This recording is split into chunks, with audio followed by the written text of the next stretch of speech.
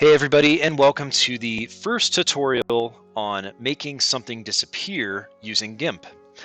So before we begin, one thing that you want to make sure of is that you have Gimp installed. It should be version 2.10. Next, you may have noticed that I have a Resynth Gimp plugin zipped folder included with this assignment.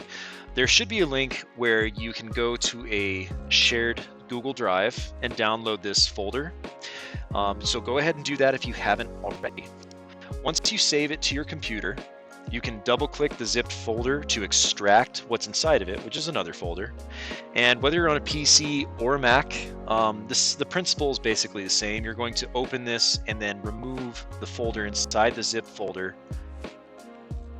And then we have access to everything that's in this folder. But before we do that, I'm going to open a file explorer or a finder if you are on a Mac. And from here, you're going to go to the location where you installed Gimp. So in my case, I installed it on my C drive. And then I'm going to go to Program Files, Gimp, or in this case, Gimp 2. Then I go to lib, which is short for library. Gimp one more time, 2.0, and plugins. So these are all the plugins for Gimp. These are like the little effects and filters that we can apply to pictures. But we're going to add the Resynthesize Gimp plugin to this list. And the way we do that is open up the folder, and then we're going to highlight and drag and drop these files into this folder. One thing I would caution you about is make sure that when you come in, you're not dropping it into a folder inside your plugins. So see if I'm hovering over sample colorize, it says move to sample colorize. We don't want that. So make sure that you're on a blank spot so that it says move to plugins, and then you'll let it go. And in my case, I've already done this, so they are already showing up. But you'll do that, open up the Win64 folder, and do the same thing. Highlight these two, drag them over, and drop them, and then they should show up in the folder. Once you've done that, we are ready to go. So we'll close out of both of these and open Gimp. And if you don't see this startup sequence, just make sure that you download the proper version. It should be Gimp 2.1. All right, so here we are. We have our workspace, and just to give you a quick introduction, because you will definitely get more acquainted with this over time, we have the tools over here that we will use, and this little option down here changes with whatever we have selected. So I'm going to go ahead and select the Move tool, and notice how when I float over this, it gives me a hotkey that I can press to access the tool from my keyboard. In this case, the Move tool is M. So I'll click that. And another important part of your workspace is the layers over here. And we'll see what happens there when we create a new file. So we're going to go to File, New. And the size that I have on mine, I'm not sure if it's the same with yours, is 1920 by 1080. There are a whole bunch of other templates and sizes that you can do from here, such as like A1 through A7 paper size, so on and so forth. But I'm just going to stick with 1920 by 1080 pixels. Once that's all set up, go ahead and click OK. And see, we have this white space now. And on the layers panel, we have a white box that says background. That's our first layer. It's the base of our image. So I'm going to create a new blank layer by clicking on this icon in the lower left corner. It says create a new layer and add it to the image. So I click, and here it'll ask you to name your layer. It'll normally default to the last name that you typed in. So in this case, I'm just going to call this Act Project, for Disappearing Act Project, just to keep it simple. And I will click OK. And see, now we have this checkerboarded layer, and that checkerboard means transparent. It means there's nothing in there. And now we are ready to find an image. And if you're going to search for images, I would highly suggest going to unsplash.com, because these are really high quality images that are Creative Commons 0 meaning that you can use them for any reason, and they are royalty free. And the picture that I found was this picture of some people standing in the water on the coast. And the reason I chose this picture is because it's going to be pretty easy for me to make this guy disappear. And I just want to show you how that works. So I will zoom in to the picture just to get the zoomed in version where it's all high quality. I can right click, copy image, and then go back to my Gimp project and paste it by hitting Control or Command V as in Victor. Now, in this very specific case, I could leave it like this because the thing I want to make disappear is right in the middle. But say the image that you are using is too big and you want to resize it. All you have to do is make sure that the floating selection pasted layer, that's the image that we just pasted, is selected. Go to Layer, and then you can Scale Layer. And from here, you just have to remember the height of the image that you made for your file. So in this case, the height was 1080. So if I click Scale after typing that in, it fits the image to that size. Once it's exactly as I want it and I'm ready to go to the next step, with the Move tool, I'm going to click off the side. And what you'll see over here is that that floating layer disappeared and it committed the image to the blank layer that we made. So every time you're pasting an image, make sure that you create a blank layer first, paste the image, and then click off to the side to commit that picture to the layer. All right, now we're ready to make this thing disappear. And this is where we put the plugin to use. So I'm going to zoom in. So I'll just use the spyglass here and click on the image, or you can always draw a square around the thing that you want to zoom in on. That's really close. So if you want to zoom out, you hold Control.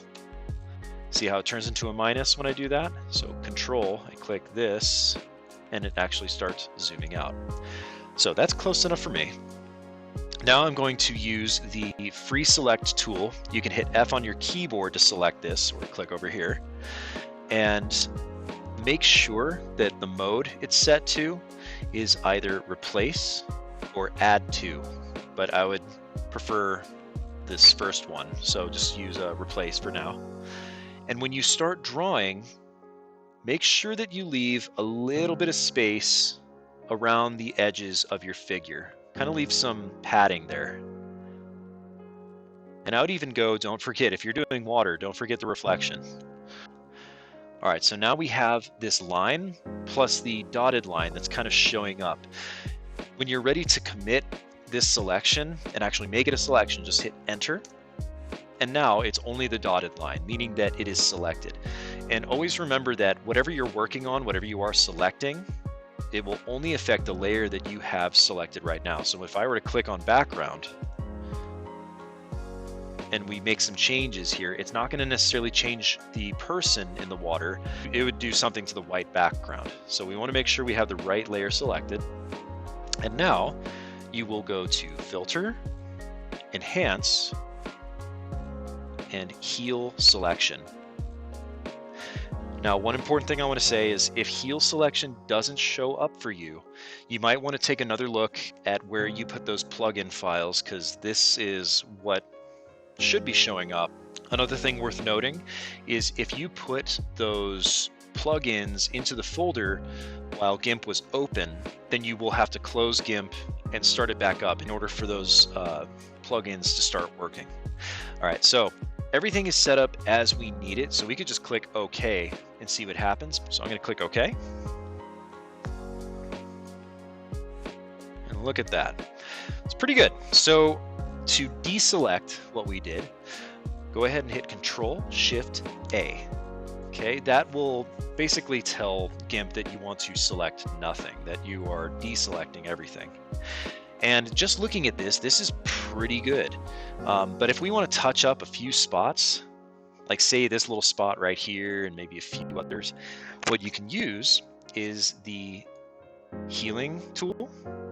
And this is selected by using H on your keyboard. And you'll see a little circle come out. That means this is the healing area. And you can increase or decrease this size by hitting left or right bracket. So left goes smaller, right goes bigger.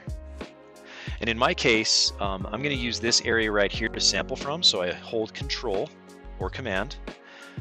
And while I'm holding that, I click. And as I leave it, see how the circle stays there? That's telling me that when I'm about to paint, it's going to draw from this area. So I'll show you what that looks like. So I'm clicking and I start going down. Not bad.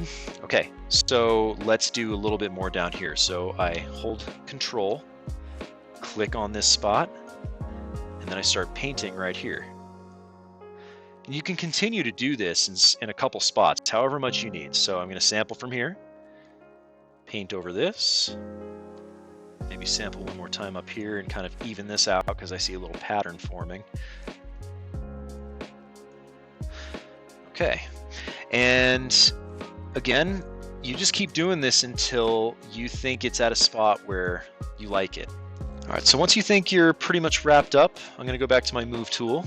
And if we wanna zoom out and see the whole picture really quick, you can go to View, Zoom, and here it says Fit Image in Window, where you can just remember to use Shift Control J. And there you have it. So we basically made something disappear. So what I want you to do is find an image that you want to make disappear. Try this in a couple different ways. And when you're ready, when you have your favorite, your best one, I just want you to use your worksheet so that you can copy and paste the original image. So you're going to go back to Unsplash and you will copy this URL. So you can copy and then paste that into the question that asks you for the image URL. So this way I can open it up and see the original, see what you were trying to hide, okay? Next, you'll have to save this image. So we'll go to File, Save As, and it'll say untitled.xcf. Okay, so make sure that it's an XCF because that's the kind of file that Gimp uses. So you will just call this file your first and last name and just call it disact, because then I'll know that it's you and that it's disappearing act. And you can save this wherever you want on your computer. I would suggest that you make a folder for this class since you'll be making quite a few of these files. I'm going to save this one just for the example to my desktop. And let's go check here. And here we are. This is how you know that this is the Gimp folder. It has the logo on it. And this is the file that you will submit into the Google Classroom assignment. Okay, so just remember that I want to see a link to the original image, and then I want to see your Gimp file. I'll download it and open it on Gimp on my computer and see if you have your layers set up correctly, and then we can go from there. Just don't forget to answer the rest of the questions on your reflection. If you had any funny experiments or if something weird happened when you were trying to resynthesize or using the healing tool, if you had any weird reactions on Gimp, definitely make sure that you share those with me too, because I always think it's really fun to see what the computer tries to do. So if you have anything funny at all, don't be shy, submit that as well, okay?